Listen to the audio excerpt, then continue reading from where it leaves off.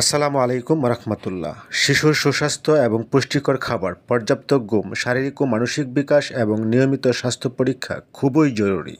তো যাই হোক, যে সকল শিশুর বৃদ্ধি এবং গ্রোথের পরিমাণ কম, শরীরে প্রোটিন এবং ক্যালসিয়ামের ঘাটতির কারণে শিশুর শরীরে কী ধরনের সমস্যা দেখা দিতে পারে এবং এর সমাধান হিসাবে কী ওষুধ খাওয়াবেন, ওষুধের সঠিক ডোজ সহ বিস্তারিত জানতে কেউ ভিডিওটি টেনে টেনে দেখবেন না, তাহলে কিছুই বুঝতে পারবেন না।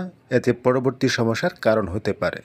দর্শক, আপনি যদি ঘরে বসে চিকিৎসা এবং পরামর্শ রিলেটেড ভিডিও পেতে ভালোবাসেন, তবে চ্যানেলটিকে সাবস্ক্রাইব করে সাথেই থাকুন এবং ভিডিওটি দেখার পর যদি উপকৃত হন তাহলে একটি লাইক, কমেন্ট ও শেয়ার করতে ভুলবেন না প্লিজ।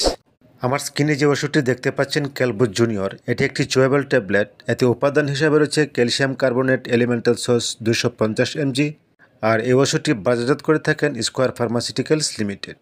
যে সকল বাচ্চারা খাবার থেকে পর্যাপ্ত পরিমাণ ক্যালসিয়াম গ্রহণ করতে পারে না, সেই সকল বাচ্চাদের জন্য ক্যালবুজ জুনিয়র একটি আদর্শ মেডিসিন।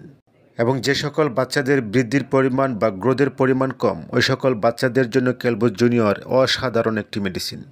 এছাড়া ক্যালসিয়ামের ঘাটতির কারণে শিশুর রিকেটস রোগ, হাড় দুর্বল, হাড় বাঁকা হওয়া, মাংসপেশির দুর্বলতা বা খিঁচুনি, দাঁতের সমস্যা, হৃদস্পন্দনে অনিয়ম, মানসিক অবস্থার অবনতি এবং মনোযোগ কমে যাওয়ার মতো সমস্যা দেখা দিতে পারে। আর এই ধরনের সমস্যায় অনবদ্য কার্যকরী একটি মেডিসিন ক্যালবুজ জুনিয়র। মাত্রা ও সেবন বিধি: ক্যালসিয়াম চুষে খাওয়ার ট্যাবলেট শিশুদের জন্য দৈনিক 1 থেকে 2টি ট্যাবলেট 1 থেকে 2 বার। যে কোনো ওষুধ গ্রহণের পূর্বে অবশ্যই একজন রেজিস্টার্ড প্রাপ্ত চিকিৎসকের পরামর্শই গ্রহণ করতে হবে, কারণ একজন ডাক্তার রোগীর সার্বিক পর্যালোচনা করে প্রেসক্রাইব করে থাকেন। এই ট্যাবলেটটির কিছু পার্শ্ব প্রতিক্রিয়া রয়েছে, যেমন বুক জ্বালা, ডায়রিয়া, কোষ্ঠকাঠিন্য দেখা দিতে পারে।